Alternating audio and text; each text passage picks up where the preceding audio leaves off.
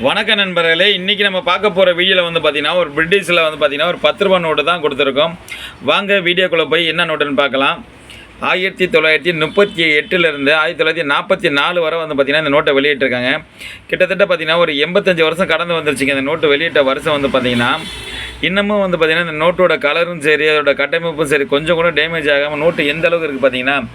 நான் தான் சொல்கிறேன், வழக்கம் போல் என்னோடய வீடியோவில் எல்லா வீடியோலாம் சொல்கிறதாங்க. என்னக்கிட்ட வந்துச்சுன்னா எப்படியாப்பட்ட நோட்டாக தான் சரிங்க, கவரை போட்டுருவேன். அழுக்காக இருந்தால் அழுக்காக இருக்கும், நல்ல கண்டிஷன் தான் உடனே கவர் போட்டு வச்சுருவேன். நோட்டுக்கு வந்து பார்த்திங்கன்னா இது வந்து ஒரு பொக்கிஷத்தை நம்ம வந்து பாரம்பரியமாக சேர்த்து வைக்கிற மாதிரி பொக்கிஷத்தை நம்ம பாதுகாக்கிறோம்.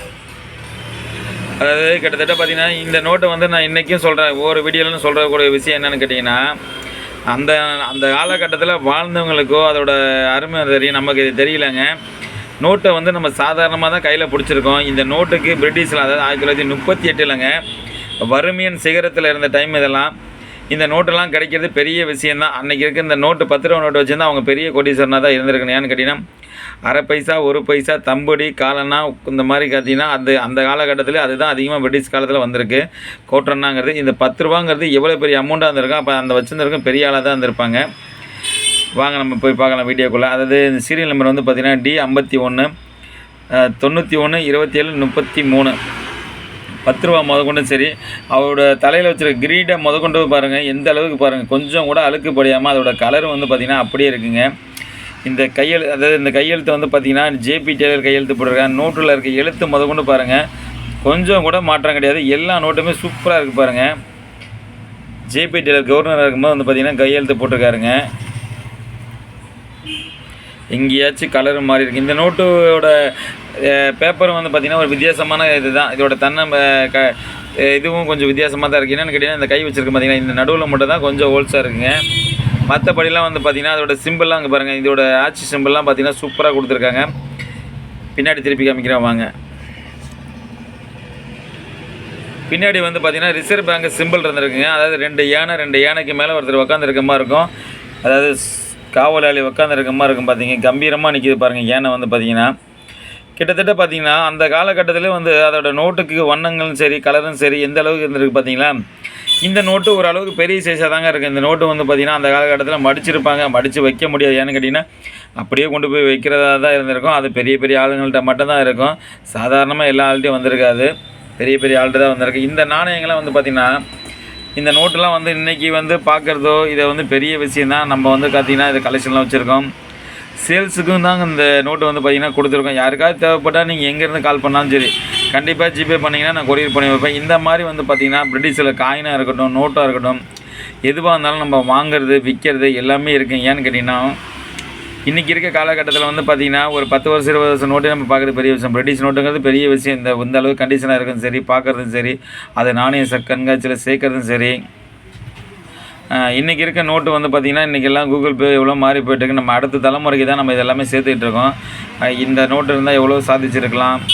ஒவ்வொரு நோட்டும் ஒவ்வொரு காயினுக்கும் ஒவ்வொரு வேல்யூ இருந்திருக்கும். ஒவ்வொரு புழக்கத்தில் இருந்தப்போ அதோட மதிப்பே வேறையாக இருந்திருக்கும். இன்றைக்கி வரும்போது அது சாதாரணமாக நம்ம ஓரம் கட்டி வச்சுருந்துருக்கலாம். அன்றைக்கி வந்து பார்த்திங்கன்னா ஒரு பெரிய மதிப்பாக இருந்திருக்கும். ரெண்டாவது வந்து பார்த்திங்கன்னா வழக்கம் போல் நான் ஒவ்வொரு வீடியோவில் சொல்லக்கூடிய விஷயம் என்னென்னு கேட்டிங்கன்னா, 786க்கு வேல்யூ இருக்கான்னு நிறையா ஃபோனாக தாங்க வருது. தயவுசெஞ்சு சொல்கிறேன், 786க்கு வேல்யூ கிடையாதுங்க. ஏதாவது ஒரு சேனலில் பார்த்துட்டு உங்கள் சேனல் தான் போட்டிருந்தேன், உங்கள் நம்பர் தான் இருந்துச்சுன்னு சொல்கிறீங்க. நல்லா பாருங்கள், என்னோடய சேனல் பேர் வந்து பார்த்திங்கன்னா பாண்டிச்சேரி காயின் கலெக்ஷன் சொல்லிட்டு யூடியூப் சேனல் இருக்கும். அதே வந்து பார்த்திங்கன்னா யூடியூப் சேனல் இன்னொரு சேனல் வந்து பார்த்திங்கன்னா கோபி காயின் கலெக்ஷன். 2 சேனல்லுமே வந்து பார்த்திங்கன்னா நான் சொல்லக்கூடிய விஷயம் என்னென்னு கேட்டிங்கன்னா, 786க்கு வேல்யூ கிடையாதுங்க. அது யாரும் நம்பாதீங்க, நம்பி போகாதீங்கன்னு தான் நான் ஒவ்வொரு வீடியோலையும் சொல்கிறேன். 5 ரூபா நோட்டுக்கு நேற்று கூட ஒருத்தர் பார்த்திங்கன்னா ஃபோன் பண்ணிட்டு, ஒரு நோட்டு இருக்குங்க, இந்த இத்தனை லட்சம் நீங்கள் தான் போட்டிங்க, அப்புறம் ஏங்க போய் சொல்கிறீங்க, இதுக்காக வீடியோ போகிறீங்கன்னு சொன்னால் பாருங்கள், இவ்வளோ தூரம் மூச்சை கட்டி ஒரு வரலாறை வந்து நம்ம எடுத்து சொல்லிகிட்டு இருக்கோம். அடுத்த தலைமுறைக்கு நம்ம வந்து பார்த்திங்கன்னா இதெல்லாம் எடுத்து சொல்கிறோம். உழைப்புனா என்னென்னு தெரியணுமா. பணத்தை இன்றைக்கி வந்து பார்த்திங்கன்னா சாதாரண விஷயமாகி போச்சுங்க. பணத்துக்கு வந்து ஒரு முக்கியத்துவம் இல்லாமல் போச்சு. அந்த காலகட்டத்தில் வந்து பார்த்திங்கன்னா பணத்துக்காக ரொம்ப கஷ்டப்பட்டு ரொம்ப வாழ்க்கையோட எப்படி சொல்கிறாங்க, வாழ்க்கையோட கஷ்டத்துக்கே உச்சக்கட்டத்துக்கு வந்த காலம் தான் அதெல்லாம். இன்றைக்கி வந்து பார்த்திங்கன்னா சாதாரணமாக ஆகிப்போச்சு. 1000 2000 சாதாரணமாக ஆகிப்போச்சு. அன்றைக்கி 1 ரூபா 2 ரூபா 10 ரூபா ஒரு 100 ரூபா நோட்டை பார்க்கறனாவே சாதாரண விஷயம் தான். 1985 காலகட்டத்திலாம் ஒரு வேலைக்கு போனாவே ஒரு 50 ரூபா 100 ரூபாய்க்கு மேலே பெரிய சம்பளம் எதுவுமே கிடையாதுங்க. அந்த காலகட்டத்தில் அவ்வளோ தூரம் பணத்துக்கு முக்கியத்துவம் கொடுத்தாங்க. இதுக்கு பணத்துக்கு முக்கியத்துவம் கொடுக்கல. அதனால் வந்து பார்த்திங்கன்னா ஒரு நோட்டுக்கெலாம் 5 லட்சம் 10 லட்சம்னு எல்லாம் வீடியோவில் போட்டுறாங்க. நம்ம எவ்வளோதுக்கு வந்து பார்த்திங்கன்னா விளக்கத்தை கொடுக்குறோம். இது நாணய சேகரிப்புங்க, இது வரலாறு நம்ம சேமிக்கிறோம், ஒரு காயின் கலெக்ஷன் பண்ணிகிட்டு இருக்கோம். இதெல்லாம் வந்து இவ்வளோ மதிப்பெலாம் போகாது. அப்படி போகக்கூடிய நோட்டெல்லாம் 5 ரூபா நோட்டு கிடையாது. ஒரு கட்டே சீப் அண்ட் பெஸ்ட்டாக தான் கொடுத்துருக்கோம்.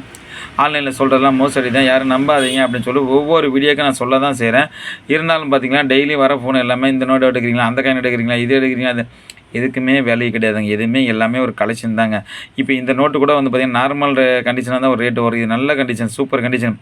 பார்க்குறீங்களா, எங்கேயுமே அழுக்கு கிடையாது. இந்த அளவுக்கு பர்ஃபெக்டாக நோட்டு இருக்குன்னு பார்த்தீங்களா, எவ்வளோ பளிச்சுன்னு இருக்குது பார்த்தீங்களா. அதுக்கு தாங்க இந்த ரேட்டும் இருக்குங்க. இந்த ஹையஸ்ட் ரேட்டாக தான் இருக்குது இந்த நோட்டு வந்து பார்த்திங்கன்னா, கொஞ்சம் ஹையஸ்ட் ரேட்டாக. ஏன்னு கேட்டிங்கன்னா இந்த அளவுக்கு ஜெனினாக இருக்குது. நோட்டை வச்சிருக்க முடியாது. ஏன்னா கிட்டத்தட்ட பார்த்திங்கன்னா 87 வருஷம் ஆகி போச்சுங்க நோட்டை வெளியிட்டு.